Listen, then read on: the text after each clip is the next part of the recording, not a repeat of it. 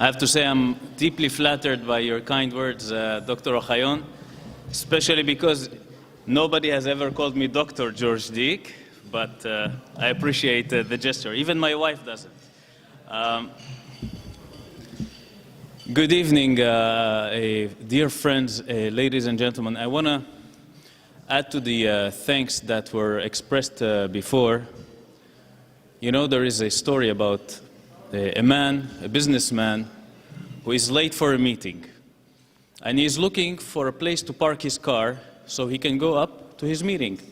He's going around the building, round and round, trying to find a place to park. Meanwhile, he's being late and doesn't know what to do. So at the end, he just stops the car on the street in front of the building and starts praying. Please, God, help me find a parking. Please, God, I need your help. I must have a parking. I'm late to this very important meeting. Please, God, help me find a place to park my car. And then miraculously, a car that is parked right at the entrance of the building starts moving out, and the parking space is clear. And the man looks up and says, "Never mind, I manage by myself." So in many ways, sometimes we forget to say thank you to those who truly deserve it. And I think we have among us people who made this conference, this milestone conference that is taking place now for the first time in Azerbaijan possible. So thank you to Dr. Ravand Hassanov, Professor Abdullayev, Your Excellency Mr. Gorbanli, and of course the whole delegation from Israel, led with the energetic and unwavering Professor Ochayon. Thank you so much for coming and making this event possible.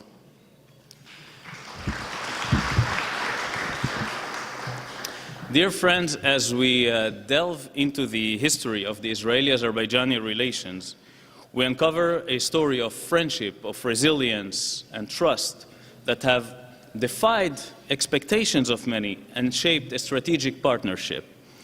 In a world that we live in today, where cultural and religious differences often lead to resentment and hate, both the State of Israel and the Republic of Azerbaijan share a deep commitment to tolerance, inclusivity, and diversity. Israel's inclusivity has been part of my life, growing up in my country as part of the Arab Christian minority. The fact that I stand here today as Israel's ambassador while being an Arab and a Christian speaks for itself about Israel's diversity. Thank you. Meanwhile, Azerbaijan stands as a home to one of the biggest Jewish communities in the Muslim world. It is a place where Jews were always accepted as part of society, a place without hate, without anti-Semitism.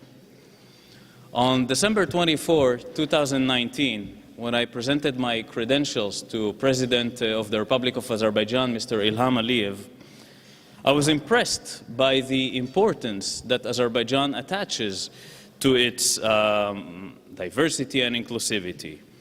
And in my conversation with President Aliyev, he was especially proud of the fact that Jews, he said, can walk in the streets of Baku feeling much safer than in the streets of Paris. A week later, I could see just how true this statement was. In the past, 10 years ago, I served as a diplomat in Oslo, Norway.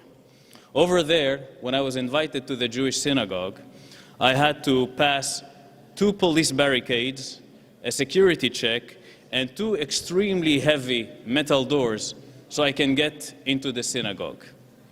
Here in Baku, when I went that time to visit for the first time the Mountain Jewish Synagogue in Baku, I arrived to the building and I started looking. Where's the police? Where are the barricades? There was none. Suddenly, a gentleman who was standing next to the door was waving at me. It was no other than the head of the Mountain Jewish community who is with us today, Mr. Milich Yevdayev. I was welcomed inside without any hindrance. And when I shared with Mr. Yevdayev my surprise, he replied with a gentle smile, offering a simple truth. Mr. Ambassador, this is Azerbaijan. Friends, based on those people-to-people relations, 30 years ago, our countries established diplomatic relations. The close bonds that exist today between our two nations are not a matter of chance. It is a testament to the power of diplomacy, understanding, and common interests. For the past 3 decades, Israel and Azerbaijan have embarked on a journey of collaboration, forging a partnership that has defied geopolitical expectations and continues to grow every day. This year, 2023, has been nothing short of historic, with the opening of the Azerbaijani embassy in Tel Aviv in March this year, the visit of President Herzog in Baku in May this year, and visits of both foreign ministers to the other country, visits of ministers of defense, etc. Both countries share an understanding of the strategic and regional threats, opportunities, and challenges. And our security cooperation is getting closer and deeper. Azerbaijan continues to be a central and reliable partner of Israel of energy, supplying Israel with about 30 to 40% of its oil. Tourism is booming, with over 50,000 Israelis visiting Azerbaijan every year. Azerbaijan is investing in Israeli startups, and the Technion has opened a cybersecurity training center here in Baku. We work closely on facing the challenges in the areas of water management, agriculture, technology, and medicine. New agreements and new projects are starting every day. And those achievements are a testament to the potential that lies ahead for us. And this event today is an important milestone in fulfilling that potential. As I stand here today, witnessing an unprecedented gathering of Israelis and Azerbaijanis celebrating Jewish heritage here in Azerbaijan, I wish to congratulate and thank once again the organizers and the people behind the conference.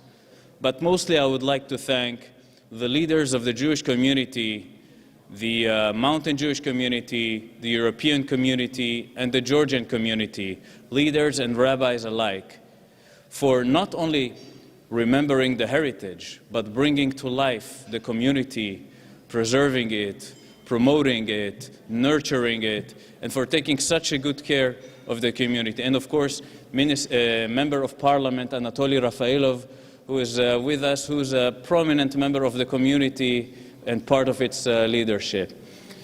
I believe that together we have truly transformed our relations and have made the unimaginable into a reality. So I thank you all very much for coming and being part of this history, and wish us all good luck in continuing our journey. Thank you very much.